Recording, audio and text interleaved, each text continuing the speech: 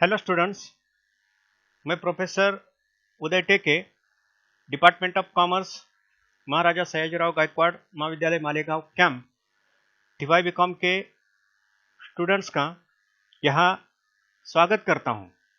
हमारा ये academic year 2020-21 15 जून से शुरू हुआ है, लेकिन यूनिवर्सिटी का रिजल्ट अब तक नहीं लगा। लेकिन एकेडमिक ईयर तो शुरू हुआ है।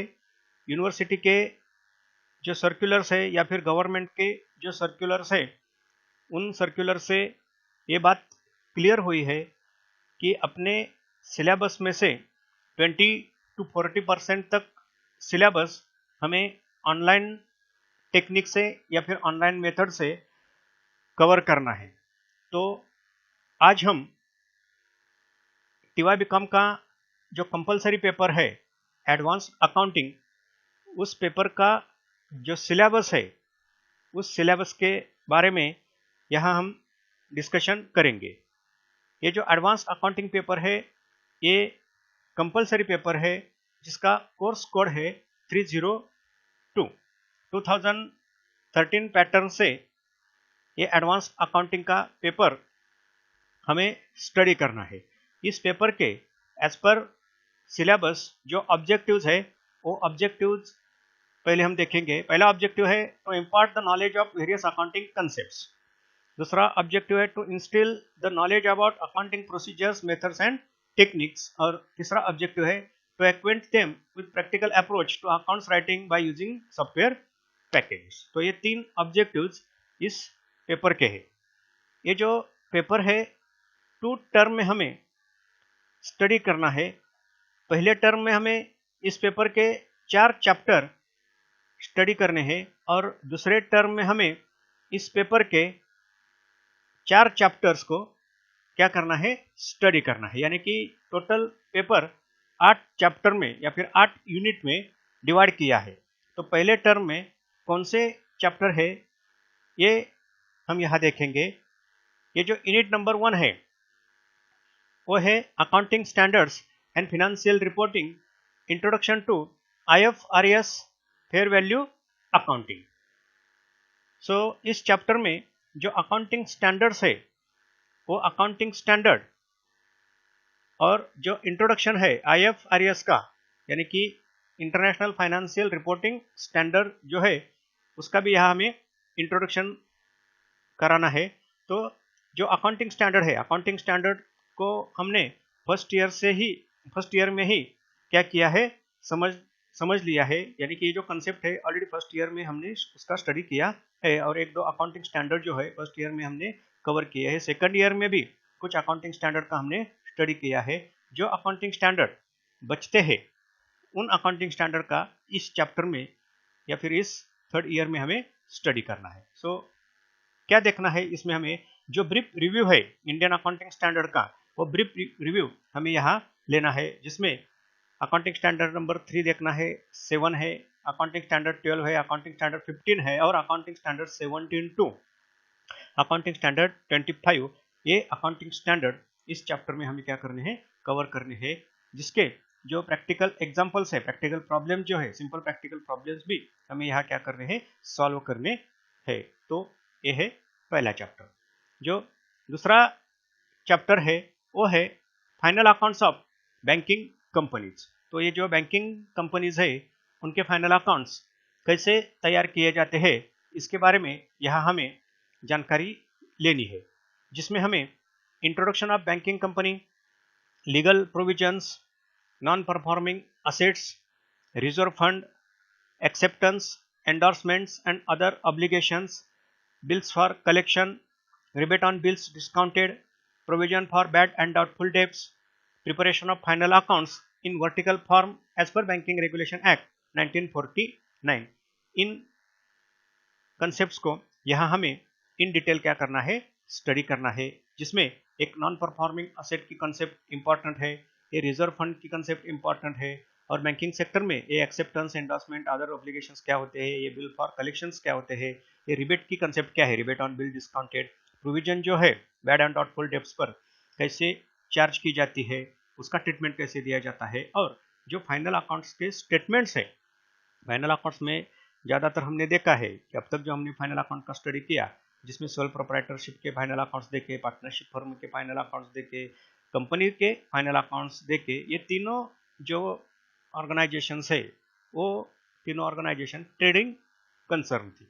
ये जो बैंकिंग ऑर्गेनाइजेशन है ये ट्रेडिंग कंसर्न नहीं, ये सर्विस कंसर्न है। ये सर्विस प्रोवाइडर क्या है, एक ऑर्गेनाइजेशन है। तो ये सर्विस प्रोवाइडर ऑर्गेनाइजेशन अपनी फाइनल अकाउंट्स तैयार करते वक्त उसमें कौन से स्टेटमेंट तैयार करती है, इसके बारे में जो बैंकिंग रेगुलेशन एक्ट है 1949 का, उसमें उस स्टेटमेंट के कुछ फॉर्मेट्स दिए हैं। वो फॉर्म, उसका जो नेचर है वो नेचर वर्टिकल नेचर है। तो इस वर्टिकल फॉर्मेट में ये फाइनल अकाउंट्स कैसे तैयार किए जाते हैं, ये पार्ट इसमें हमें क्या है, इम्पॉर्टेंट है। और जो इंट्रोडक्शन है कोर बैंकिंग सिस्टम का, ये भी कोर बैंकिंग सिस्टम का हमें क्या करना है, स्टडी करना है। ये कोर बैंकिंग सिस्टम जनरली क्या है, जो हम ऑनलाइन बैंकिंग सिस्टम ज़्यादातर ऑपरेट करते हैं, इससे रिलेटेड ये कोर बैंकिंग की कॉन्सेप्ट्स, एक कॉन्सेप्ट है, उसको हमें यहाँ क्या करना है, डिस्कस करना है। देन जो थर्ड चैप्टर है टर्म फर्स्ट में, वो है इंश्योरेंस क्लेम अकाउंट्स। इस इंश्योरेंस क्लेम अकाउंट्स में जो इंश्योरेंस क्लेम्स है, वो क्लेम्स कैसे उसकी अमाउंट जो है कैलकुलेट की जाती है, उसके बारे में यहाँ हमें डिस्कशन करना है। जिसमें जो पहला हमें क्लेम कैलकुलेट करना है वो क्लेम है लॉस ऑफ स्टॉक का। इंट्रोडक्शन है उसमें, जो प्रोसीजर है for calculation of average clause, यानी कि उस स्टॉक का जो नुकसान हुआ है उसकी अमाउंट कैसे कैलकुलेट की जाती है, और ये जो एवरेज क्लॉज है, एक एवरेज क्लॉज की कंसेप्ट इस लॉस ऑफ स्टॉक में इंपॉर्टेंट है। ये एवरेज क्लॉज की कंसेप्ट क्या है और उसको कैसे अप्लाई किया जाता है, ये यहाँ हमें डिस्कस करना है। और जो एबनॉर्मल आइटम्स होते हैं गुड्स में, उसकी ट्रीटमेंट कैसे दी जाती है, या फिर स्टॉक का जो वैल्यूएशन होता है, कभी अंडर या ओवर वैल्यूएशन स्टॉक का होता है, तो उसको कैसे रिवाइज करते हैं, ये यहाँ कैलकुलेशन के वक्त हमें क्या करना है, देखना है। देन जो सेकंड क्लेम है वो है लॉस ऑफ प्रॉफिट का, जिसमें इंट्रोडक्शन है इंडेमनिटी अंडर पॉलिसी। ये इंडेमनिटी की कंसेप्ट यहाँ हमें देखनी है। कुछ इंपॉर्टेंट जो टर्म्स है, सम इंपॉर्टेंट टर्म्स इस लॉस ऑफ प्रॉफिट से रिलेटेड, उनके बारे में यहाँ हमें डिस्कशन करना है। और जो प्रोसीजर है फॉर असरटेनिंग क्लेम, यानी कि प्रॉफिट का कितना लॉस हुआ है, यानी कि प्रॉफिट का कितना नुकसान हुआ है, इसका हमें यहाँ क्या करना है, क्लेम इंश्योरेंस कंपनी के पास लॉन्च करना है। तो उसको हम कैसे कैलकुलेट करेंगे, इसका यहाँ हमें क्या करना है, डिस्कशन करना है। और बाद में जो थर्ड क्लेम है, जो फिक्स्ड एसेट्स होती है, उसका अगर लॉस होता है तो क्लेम कैसे कैलकुलेट किया जाता है, वो यहाँ हमें देखना है। इंट्रोडक्शन है, सम इंपॉर्टेंट टर्म्स यहाँ हमें देखनी है। और जो प्रोसीजर है, फिक्स्ड एसेट का अगर नुकसान होता है तो वो नुकसान कैलकुलेट करने की जो प्रोसीजर है, या फिर क्लेम इंश्योरेंस कंपनी के पास लॉन्च करने की जो प्रोसीजर है, वो प्रोसीजर इस चैप्टर में हमें क्या करनी है, डिस्कस करनी है। देन जो चौथा चैप्टर है फर्स्ट टर्म का, वो है final accounts of cooperative society. So ये जो फाइनल अकाउंट्स है कोऑपरेटिव सोसाइटीज के, वो फाइनल अकाउंट्स हमें यहाँ देखने हैं। हमने सोल प्रोप्राइटर के फाइनल अकाउंट्स तैयार किए हैं, पार्टनरशिप फर्म के तैयार किए हैं, कंपनीज के फाइनल अकाउंट्स तैयार किए हैं, और यहाँ हमने बैंक फाइनल अकाउंट भी तैयार किए हैं। अब और एक ऑर्गेनाइजेशन है, वो है कोऑपरेटिव ऑर्गेनाइजेशन या फिर कोऑपरेटिव सोसाइटीज। सो ये कोऑपरेटिव सोसाइटीज अपने फाइनल अकाउंट्स कैसे तैयार करती है, इसके बारे में यहाँ हमें डिस्कशन करना है। इस कोऑपरेटिव सोसाइटीज में हमें टू टाइप्स की जो कोऑपरेटिव सोसाइटीज है, जैसे कि क्रेडिट कोऑपरेटिव सोसाइटी और कंज्यूमर कोऑपरेटिव सोसाइटीज, उनके बारे में यहाँ हमें क्या करना है, डिस्कशन करना है, इनका मीनिंग देखना है। और वो जो फाइनल अकाउंट के स्टेटमेंट तैयार करते हैं, वो स्टेटमेंट कैसे तैयार किए जाते हैं, उसके बारे में यहाँ हमें डिस्कशन करना है। जिसमें हमें जो एलोकेशन है प्रॉफिट का as per Maharashtra state cooperative society act, यानी कि कोऑपरेटिव सोसाइटीज को जो प्रॉफिट होता है उसका एलोकेशन कैसे होना चाहिए, इसके बारे में कोऑपरेटिव सोसाइटीज का जो एक्ट है महाराष्ट्र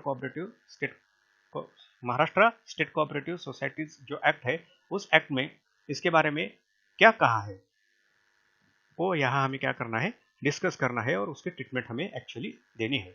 जो फाइनल अकाउंट्स है क्रेडिट कोऑपरेटिव सोसाइटीज के और कंज्यूमर कोऑपरेटिव सोसाइटीज के, वो फाइनल अकाउंट्स की स्टेटमेंट एक्चुअली हमें यहाँ क्या करनी है, तैयार करनी है। अब जो सेकंड टर्म है, इस सेकंड टर्म में हमें 4 चैप्टर क्या करने हैं, डिस्कस करने हैं। इसमें जो पहला चैप्टर है, सेकंड टर्म का पहला चैप्टर, यानी कि अगर टोटल देखें तो ये 5वां चैप्टर है, जिसका नाम है कंप्यूटराइज्ड अकाउंटिंग प्रैक्टिसेस, और जिसमें हमें जो जीएसटी है, जो न्यू कंसेप्ट जीएसटी की इंट्रोड्यूस की गई है 2017 से, उस कंसेप्ट की हमें यहाँ क्या करनी है, जानकारी लेनी है। उसका नाम है overview and evolution of GST, जिसमें इंट्रोडक्शन टू जीएसटी है, की कंसेप्ट्स है, टैक्सेस अंडर जीएसटी है, central GST, state GST, union territory GST, integrated GST, cess, ये कुछ जो कंसेप्ट्स है उसको डिस्कस करना है। बाद में सेकंड में इसमें यहाँ रजिस्ट्रेशन की प्रोसीजर क्या है, threshold for registration, regular tax payer, composition tax, pair casual taxable person, non resident taxable person, unique identification number, registration number format, इसके बारे में यहाँ हमें जानकारी लेनी है। देन सप्लाई अंडर जीएसटी, ये कंसेप्ट यहाँ हमें क्लियर करनी है। Supply, valuation of supply, numerical on valuation and calculation of tax, place of supply, ये यहाँ हमें क्या करना है, डिस्कस करना है। और बाद में इनकम टैक्स, टीडीएस यानी कि tax deducted at source, including entries with the help of accounting software. So ये जो चैप्टर है, पूरा चैप्टर थियोरेटिकली भी हमें डिस्कस करना है, और जो अकाउंटिंग सॉफ्टवेयर है इससे रिलेटेड, उस सॉफ्टवेयर में इसका रिकॉर्ड कैसे किया जाता है ये भी हमें क्या करना है, इसमें देखना है, यानी कि डेमोन्स्ट्रेशन एंड हैंड्स एक्सपीरियंस, इसके बारे में इस चैप्टर में हमें क्या करना है, डिस्कशन करना है। देन जो 6th चैप्टर है, यानी कि सेकंड टर्म का सेकंड चैप्टर, वो है ब्रांच अकाउंट्स। इस ब्रांच अकाउंट में हमें स्टॉक एंड डेटर सिस्टम का ही खाली क्या करना है, स्टडी करना है, जिसमें इस सिस्टम का इंट्रोडक्शन, जो ब्रांचेस है उसके टाइप्स, देन जो गुड्स सप्लाई किया जाता है एट कॉस्ट और इनवॉइस प्राइस, ये कंसेप्ट हमें देखनी है। और एक्चुअली ये जो ब्रांच होती है, उस ब्रांच का जो प्रॉफिट है या फिर लॉस, उसको इस स्टॉक एंड डेटर सिस्टम से कैसे कैलकुलेट किया जाता है, इसके बारे में यहाँ हमें डिस्कशन करना है। देन 7th चैप्टर है सिंगल एंट्री सिस्टम, ये 3rd चैप्टर है सेकंड टर्म का सिंगल एंट्री सिस्टम, जिसमें हमें conversion of single entry into double entry system, इसके बारे में जानकारी लेनी है। यानी कि ये जो सिंगल एंट्री सिस्टम है उसको कन्वर्ट करना है डबल एंट्री सिस्टम में, तो वो कन्वर्जन कैसे किया जाता है, ये क्या कंसेप्ट है कन्वर्जन की सिंगल एंट्री सिस्टम में, इसके बारे में यहाँ हमें जानकारी लेनी है। उसका इंट्रोडक्शन है preparation of cash book, total debtor account, total creditor account और फाइनल अकाउंट। तो ये सिंगल एंट्री अगर बिजनेस में ऑपरेट होती है तो फाइनल अकाउंट कैसे तैयार किए जाते हैं, वो यहाँ हमें क्या करना है, डिस्कस करना है, जिसमें सिंगल एंट्री का कन्वर्जन डबल एंट्री सिस्टम में किया जाता है, और बाद में क्या किए जाते हैं, ये जो फाइनल अकाउंट्स है वो फाइनल अकाउंट्स तैयार किए जाते हैं, जिसमें कैश बुक तैयार पहले किया जाता है। ये कुछ जो अकाउंट्स है, total debtors account, total creditors account, bills receivable, bills payable, ऐसे कुछ अकाउंट्स इसमें तैयार किए जाते हैं, और उसके बाद जो फाइनल अकाउंट्स है वो फाइनल अकाउंट्स तैयार किए जाते हैं। तो ये चैप्टर में इसका हमें क्या करना है, डिस्कशन करना है। और जो 8 नंबर का चैप्टर है, यानी कि सेकंड टर्म में 4th चैप्टर, वो है एनालिसिस ऑफ फिनेंशियल स्टेटमेंट्स। ये जो फिनेंशियल स्टेटमेंट है, जैसे कि प्रॉफिट एंड लॉस अकाउंट है, बैलेंस शीट है, इसका एनालिसिस कैसे किया जाता है, इसके बारे में यहाँ हमें जानकारी लेनी है। नंबर ऑफ एनालिसिस के टूल्स या टेक्निक्स है, इनमें से खाली एक ही जो टूल है या फिर टेक्निक है, उसको यहाँ हमें क्या करना है, डिस्कस करना है, और उसका नाम है रेशियो एनालिसिस, उसका मीनिंग देखना है, उसके ऑब्जेक्टिव्स देखने हैं, उसका जो नेचर है रेशियो एनालिसिस का वो देखना है, और जो प्रॉब्लम्स है रेशियो एनालिसिस के वो प्रॉब्लम्स हमें क्या करने हैं, सॉल्व करने हैं। और ये जो प्रॉब्लम है वो restricted to the following ratio only, और कुछ लिमिटेड रेशियो ही हमें प्रॉब्लम सॉल्व करते वक्त क्या करने हैं, देखने हैं, जिसमें है ग्रॉस प्रॉफिट रेशियो की कंसेप्ट देखकर वो कैसे कैलकुलेट किया जाता है, नेट प्रॉफिट रेशियो कैसे कैलकुलेट किया जाता है, ऑपरेशन रेशियो जो है वो कैसे कैलकुलेट किया जाता है, स्टॉक टर्नओवर रेशियो जो है वो कैसे कैलकुलेट किया जाता है, डेटर्स टर्नओवर रेशियो है, करंट रेशियो है, लिक्विड रेशियो है, और जो डेप्ट इक्विटी रेशियो है, ये जो रेशियोज है 7 या 8 रेशियो है, gross profit, net profit, operation, stock turnover, debtors turnover, current ratio, liquid ratio और डेप्ट इक्विटी रेशियो, इतने ही रेशियो फिनेंशियल स्टेटमेंट के थ्रू कैसे कैलकुलेट किए जाते हैं, इनका यहाँ हमें क्या करना है, डिस्कशन करना है और उसका एक्चुअल कैलकुलेशन करना है। तो टोटल इस पेपर में हमें 8 चैप्टर्स है, और उन हर एक चैप्टर को हमें कैसे डिस्कस करना है, क्या उसमें हमें डिस्कशन करना है, इसके बारे में हमने यहाँ क्या की है, जानकारी ली है। अब इस पेपर का जो मार्क्स का एलोकेशन है, वो मार्क्स का एलोकेशन कैसा है, जो थ्योरी है वो 30% होगी, और जो प्रॉब्लम्स है वो कितने होंगे, 70% के प्रॉब्लम होंगे। थ्योरी में शॉर्ट नोट्स या फिर fill in the blanks, true false, ये कुछ एटम्स हमें थ्योरी में क्या करने हैं, डिस्कस करने हैं। और यूनिवर्सिटी एग्जामिनेशन में थ्योरी में 30% वेटेज रहेगा, थ्योरी का वेटेज 30% का रहेगा, जिसमें शॉर्ट नोट्स या फिर वन लाइन आंसर जो रहते हैं, वन सेंटेंस ईच जो आंसर्स रहते हैं, या फिर true false, fill in the blanks, ये कुछ भी इस थ्योरी में क्वेश्चन पेपर में आता है। जो क्वेश्चन पेपर्स है पिछले साल के, वो देखकर इसके बारे में हम डिस्कशन करेंगे, और जो प्रॉब्लम्स है यूनिवर्सिटी के पेपर में वो 70% उसका वेटेज रहेगा। और ये कुछ बुक्स रिकमेंड किए हैं यूनिवर्सिटी ने ये सिलेबस स्टडी करने के लिए। ये बुक्स को हमें क्या करना है, सामने रखकर ये जो पेपर है वो पेपर डिस्कस करना है। तो आगे जाकर हम इस पेपर में से जो चैप्टर्स है उन चैप्टर के बारे में डिस्कशन शुरू करेंगे। Thank you.